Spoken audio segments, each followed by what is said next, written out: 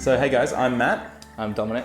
and we are looking at the brand new Expressive E Osmose.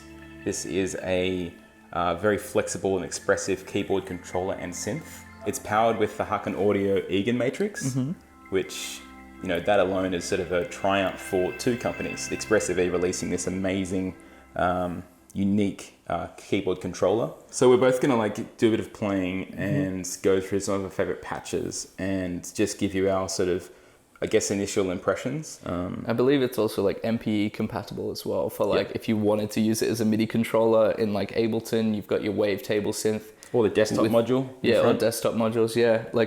You can do all of these kind of features mapped inside of those. So, yeah, should we dive in? Yeah. I said, should we dive in? And you looked so dead inside. You were like, yeah. Should we dive in? Let's dive in. That was really too active. What was the underwater patch? And you can say, should we dive in? And it's like a pun. Just a moment here. Hold on. I'm usually funny. Was that you or a cow? That was me. Shall we dive in? I think we should dive in. Maybe underwater?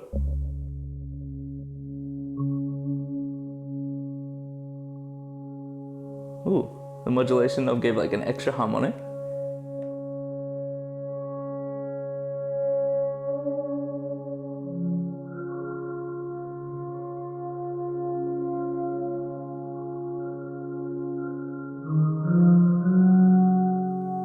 It's like an octave above. Yeah.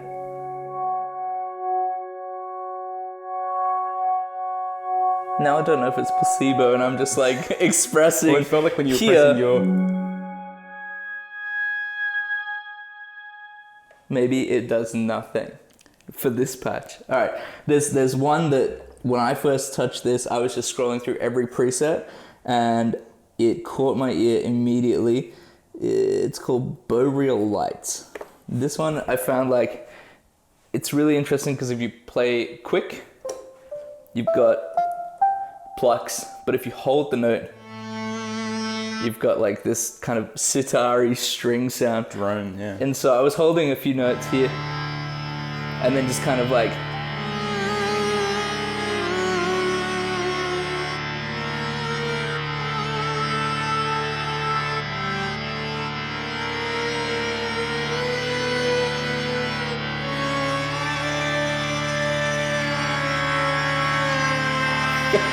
See, that's the really interesting part about the bend is sometimes I pinch it because I lose the grip. Yeah. But if you're there, and then you can kind of jump entire semitones. Yeah, I love that patch. Is there something that caught your eye when you first used it? The one that I kept coming back to was a thing called the Balloon from Hanoi, which... They're so interestingly named. Yeah. I love it. Which, the fact when it was called Balloon, I was like, okay, I get it, like a physical balloon. Because I think for me, the sounds which I've liked the most from this synth is actually the stuff which all sounds like a realistic thing. Yeah, all the synth sounds I've heard, I actually love it when it does all the physical modeling stuff. That's when my ears go, whoa, and yeah. I feel so in control.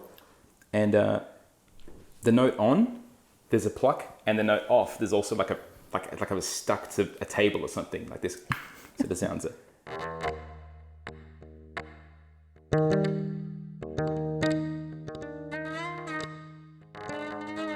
And that's doing the same thing you're talking about, which is that note on drones.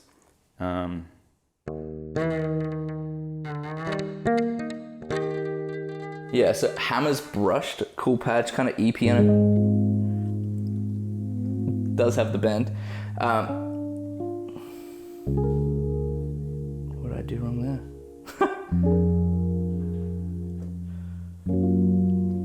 And what I liked about this one is I dived into the synth patch, adjusted a couple things before, so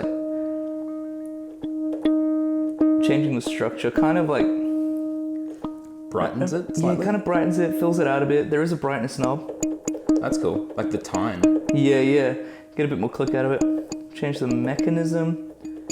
Bit more resonance, which, a bit more tiny. Not tiny in sound, but tiny in, yeah. And then turned up the body and modulation. But then also we found this playing tab. You can add an arpeggiator. And there's all kinds of quirky little modes inside the arpeggiator. So that's like pretty standard, but then you've got converge chords, which is... Aftertouch octave though, this is where I was like really surprised about what it could do, because depending on how hard you press it, you go straight up to the octave above. So if you're holding down a patch, and then you start to push down one note, that note's then jumping. And it takes like such a weird different amount of like muscle control. Yeah. Because like I'm used to either like you're playing hard or you're playing gently. Yeah. And like drifting between that. But then once you get to like here, and then the keys go further, you're using like more muscle to like press. Yeah. And then by doing that, I find I like slide. Yeah. And so like, it messes with my head, but there's always such like cool results to be found.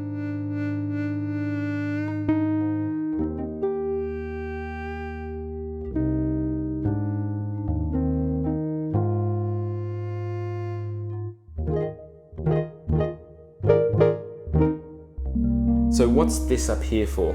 And the designer was talking there and he was like, well, it's just the mechanism exposed. I guess it was just a design choice. Yeah, that's what I thought. There's actually this, now it means you can do these sort of chromatic runs using this. So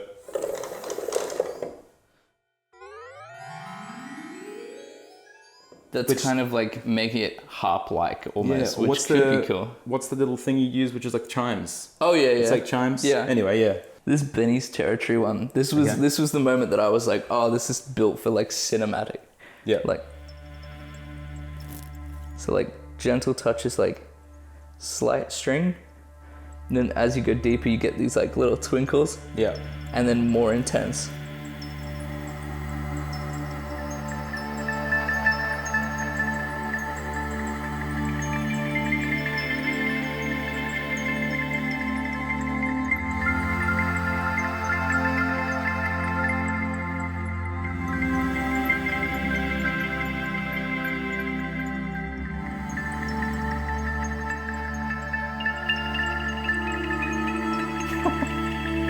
Like I feel like you could just score any emotion with that, like that single patch. Base a whole album around just that as a concept, like this sound.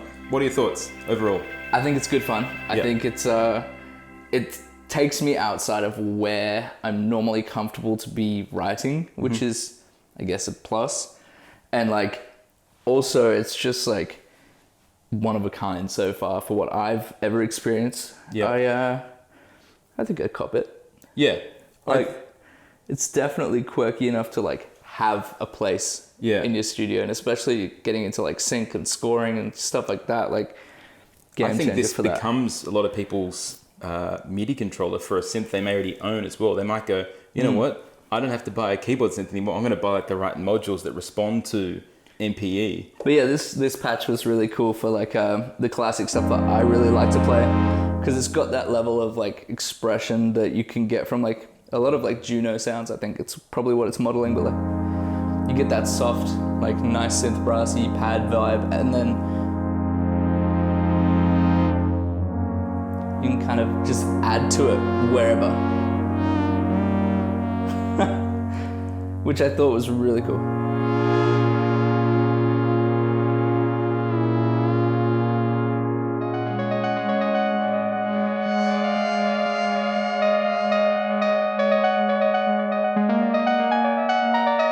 Yeah, guys, thanks for watching. Expressive E Osmose is going to be in stock in like April, I think, this year, or May. We'll have one on display, this one. So yeah, thanks, Dom. That was really fun. Yeah. We'll do the Andrew Huang thing. See ya. See ya.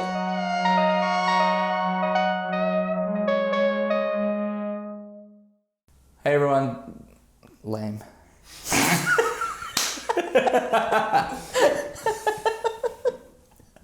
Own worst critic. I'm like sweating from a light. Just